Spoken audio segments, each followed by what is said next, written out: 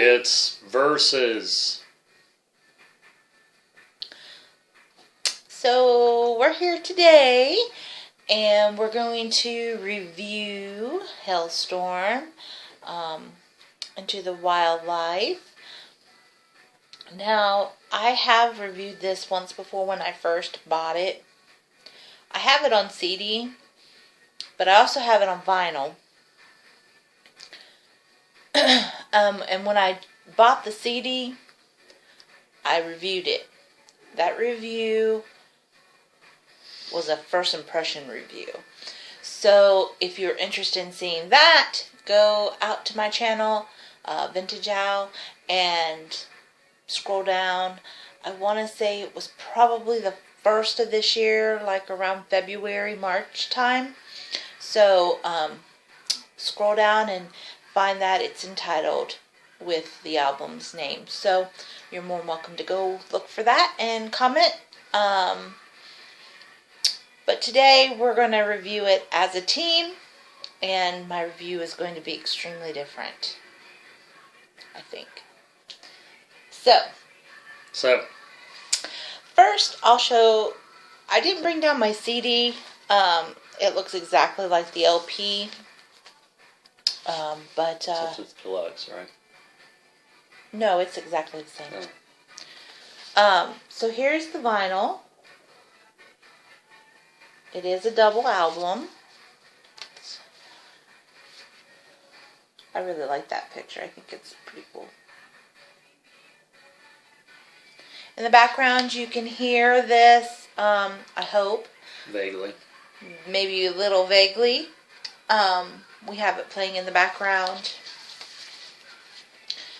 I'll show you the actual vinyl here. It's black. Nothing outrageous or special about it other than the music that's on it. And here's the lyric sheet. And little bio about each member of the band. This also came with a CD, so I have the CD twice, which is right here. It came with this, so I have it a full album on this CD, and I bought the CD, so I have this 3 times now. I don't like it or anything. So to review, Halestorm is one of my girl groups that I like. And when I say girl groups, I mean the lead singer is a female, and I adore female lead singers. So he actually introduced me to this band, and their first album and their second album are the best. In my opinion, I think they are. This one, they're considered a metal band. I don't consider them a metal band. I consider them maybe hard rock, or even just rock, but they're not metal. Not to me. What do you think? No, they're not. No, they're not metal. Lizzie Hell in Revolver. I want to say this is, I'll tell you here. This is February, March of 2015. She was voted one of rock's or metal's hottest chicks. Hottest chicks in hard rock. Thank you. So there is an article in here, and she talks about making this album, and it's really interesting. If you might want to go look this up online. I don't know if you can view Revolver's articles in their history, but you might be able to. So it's Revolver, February, March 2015. Great article. If you're interested in reading it, I would recommend it. But to review the album itself, it's good in the content if you take it in the content that it is. like I said, it's not a metal album. And I'll be honest with you, the first time I listened to it, I was like, this is crap. This is not Halestorm. This is crap. I didn't like it whatsoever. But after I listened to it, I'd say a good 5 or 6 times, it started to really, I really started like some of the songs. I will say that the way I listened to this and the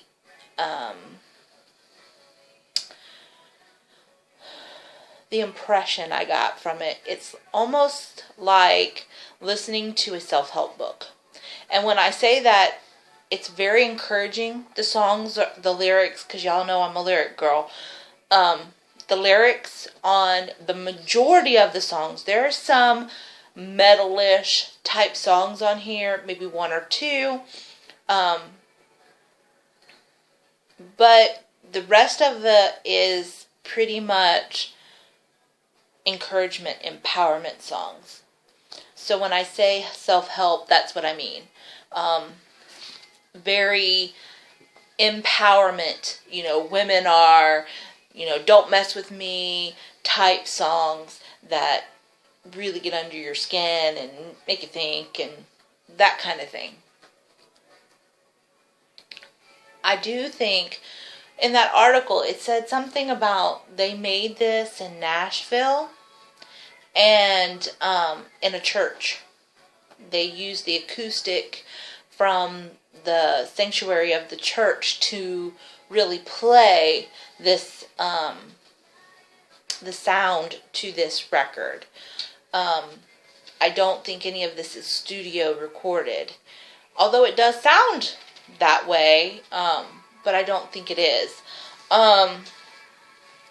As far as songs on here that I like, I really actually like the majority of the songs on here, but the ones that really, really stand out to me is I'm the Fire, Amen, The Reckoning, I Like It Heavy, and Unapologetic. Those are probably my top picks off of here. That's a lot, considering the song has 15 tracks and I like probably half. Probably. You have anything to say? I'm kind of rambling on here. Well, initially when I first heard the album, I didn't like it. Just because to me, it's too much, it's too polished, and it's too mainstream. I think it's Halestorm's version of trying to sound like Nickelback. And I don't think it's just because they recorded in Nashville. I think they were trying something to win a bigger audience. I don't know if that's true. That's just my impression. But I listened to it this time. Again, the complete album from beginning to end. Not fast forwarding any tracks or skipping any tracks. For this Versus episode. And I will say it's better than I initially thought. I liked it more, but it's still not as good as their first album. Because the first album is the one I like the most. Even though I will say with Halestorm, I've never liked every track on every album. Like you've heard me say in some of my videos before, some groups or singers, I like everything they've ever done. But Halestorm's not really a band that I've liked everything. I just pick and choose. Some songs just sort of do it for me and others don't. And the biggest problem I have with this album, or their sound in general, but especially this album, is they sound too modern to me. Now that's just me because I like older stuff. I like all kinds of music, but overall I like that classic sounding rock. And I don't think they really fit into that very often. Once in a while they have, hints of that here and there. And I don't expect them to be a classic rock band because they're obviously not from the 70s. I think they're influenced by a lot of different things too, and I think that's the reason that they've branched out on this album. If I listened to this album and didn't know it was Halestorm, I would swear that it was Pink doing her version of a heavy metal album. Because Lizzie Hale sounds like Pink. She sounds like she's trying to sound like Pink, or maybe just because she's a female, she automatically would just have a female's voice that sings similar. There's some songs that I really like all the way through, and then there's some songs that I like the beginning of it, and then they get to the chorus and it's just ruined, or vice versa. So it's really just me and my opinion. But overall, I'd say this album sounds too modern for me. And being a Halestorm, the first, I heard 2 or 3 tracks off the first album. Well, initially, the very first track that someone had told me about off the first album I didn't like at all. But I checked it out, and then it was on YouTube, and you know how they have suggestions down the side of other songs from similar artists or the same artist. So I started listening to other songs, and then I found some that I really, really liked from the first album. So that's sort of what as they came out with their second, and is this their third album? Yeah, it's their third. Third full-length album. Mm-hmm. So and they did a couple cover EPs in between before this one came out, I think. And then they did a live one. So I just want more songs that actually, the songs I can play over and over that I never get tired of. And I'd say Halestorm has a handful of those for me, but I don't know, I think on this album they were trying too hard to be something they're not. I would have to agree with that. And I would also have to say that I think Lizzie Hale, she has a pretty powerful voice, but we've had this discussion before. She screams lyrics sometimes, and I think that's really, really damaged her vocal cords, which, and this is purely my opinion. Especially on tour. I have no other proof of this other than my own opinion. So I just think that with this album, she's not screaming any of the lyrics whatsoever. Just on I Like It Heavy, she does that. Yeah, she does a little and she doesn't sing it live like that. I've noticed recent clips. Right. She lets the audience sing that screaming part. Yeah, so I think she's really kind of trying to take better care of her vocal cords, because the way that she screams, not that it's not powerful or good or whatever, but she's not going to be around long the way she screams. Some of her lyrics. The other thing that I'd like to note on here is in between the songs and in between the tracks, there's usually music that goes from one track to the next track. Instead of their silence, instead of the break, they kind of tried to make it as if they were trying to flow each song into the next song, and I do not like that because it doesn't work.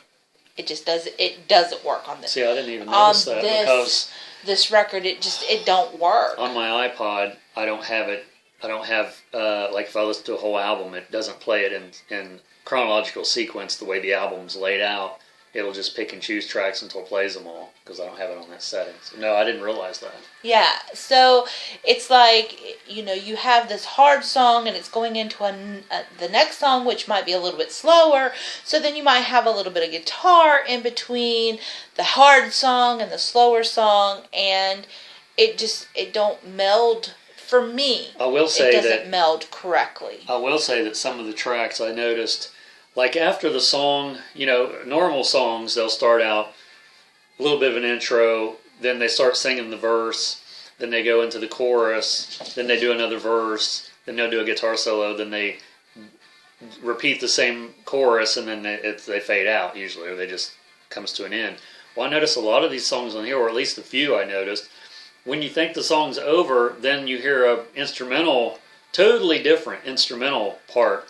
And I had to look at my iPod, is that the same song or is this a different one starting? And it was the same song, like another minute and a half of just instrumental that doesn't even go with the song, really. That's the part. Yeah, and that just sort of confused me. It's like, why would they do that? They took the mood of the song and completely changed it before the song was over. And it's like, you're like, I don't know, it just throws you a lot. Well, I mean, for instance, Um, Amen is a harder song. Dear Daughter is a softer song. It's a slower song. It's a Dear Daughter is a song that she is singing to other girls or women, telling them pretty much, you know, don't put your heart out there, be careful. It's like a feminist type song, I guess is what you want to call it. It's actually a very good song. I don't want to put the feminist thing on it, but that's what you would think if you listen to it. But in between those songs, because Amen is such a harder song and Dear Daughter is such a softer song, they have like I don't even know what you want to call it. It's kind of like an intro. It's a closure and an intro in between the two songs that does not even go with either song. And it just don't make sense. And I don't like that. I wish they would have just had a break in between each song, or if they were going to do that, that they would have listened to the flow of the music and picked something that was a little more like the song coming out and the song coming in. I know that's not easy to do, and I understand that, but if you can't do it, then don't. I think less is more in this case. But pretty much that's my opinion. Like we always say, these videos are just our opinions, and you can agree or disagree. Well, I think my opinion is on Halestorm as a band. I don't know if they're due for a new album. I haven't heard anything about that. I haven't either. But I hope their next album is more. I'm not saying they should cater just to me, although that'd be nice. I think their next album should just be like there's some new bands, I can't think of any right off, that have intentionally picked up the torch, so to speak, for classic rock or classic metal, and you can tell they're influenced by those bands. Yeah. And they've gained an audience. Okay, the first one comes to mind is Blackberry Smoke. If you like Leonard Skinner, you'll love Blackberry Smoke. Absolutely, that's a great band. Because there's no break in there. You can tell that they've been influenced by that type of music because they wear it on their sleeve. And I think, and I'm not saying every band should be a clone of another band, and I don't think they should rip off bands they're influenced by, but I would rather see a band that's true to the 70s or the 80s or whatever they were influenced by, or specific bands, than to try to be modern to fit into the mainstream. I know they want to make money, I know they want to sell records, but I think they would gain more respect and more of a fan base, a loyal, hardcore fan base, if they were true to their self. I'm not saying Halestorm is or isn't, but like I said, my impression of this album is them trying too hard to be something they're not. Yeah. And I could be totally wrong. I haven't spoken to them, and they haven't spoken to me. So just a little bit that I've read and heard, I don't, which could totally be pressure from the record company. It's very possible. We don't know. But I really like this band. The album is not bad.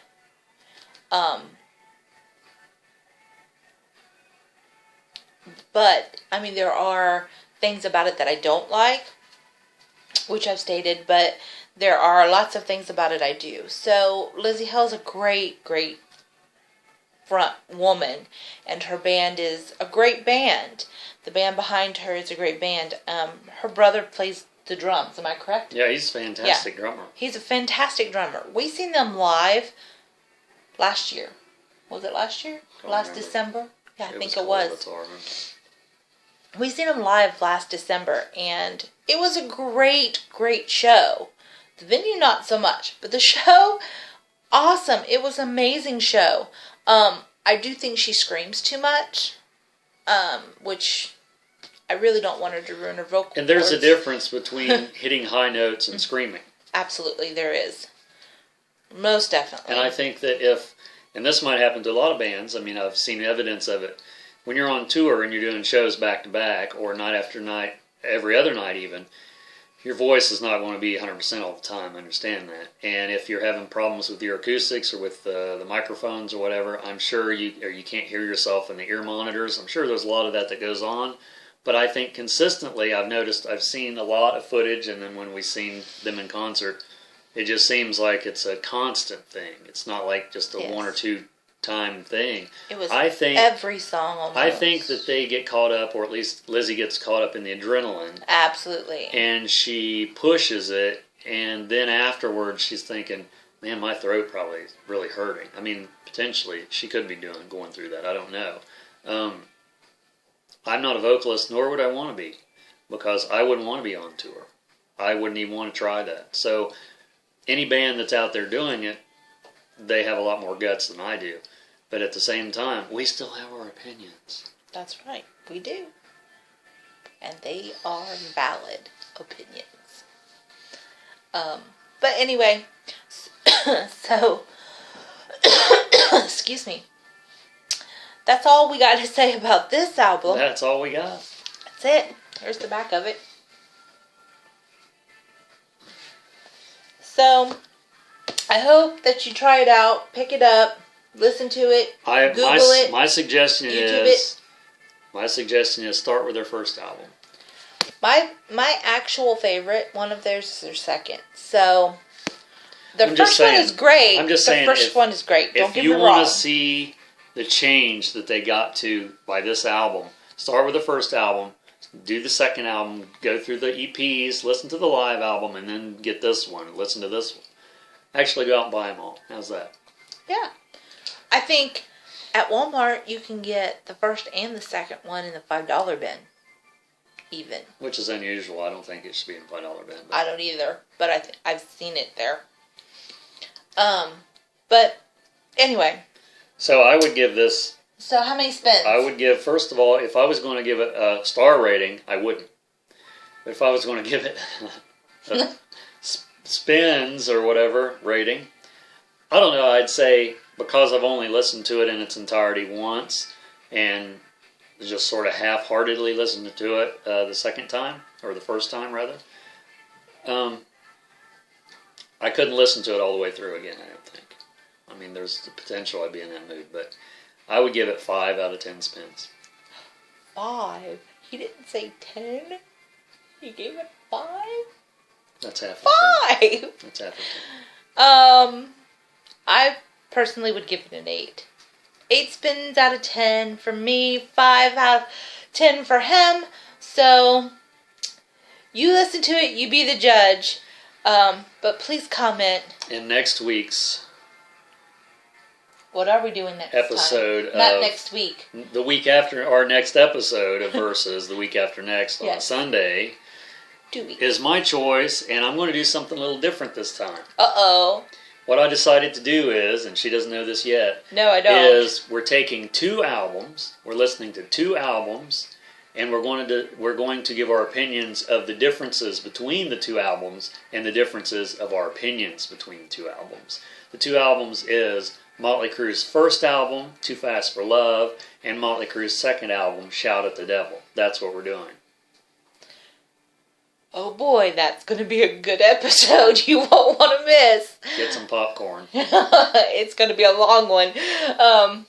So, we'll see you next time with Motley Crue. Please leave your comments. Thanks for watching. Thanks for subscribing. And by the way, I will be making another vinyl update. So be on the lookout for that as well. And watch his vinyl updates that he does more regularly than me. I'm sorry. Have a great night. Thanks.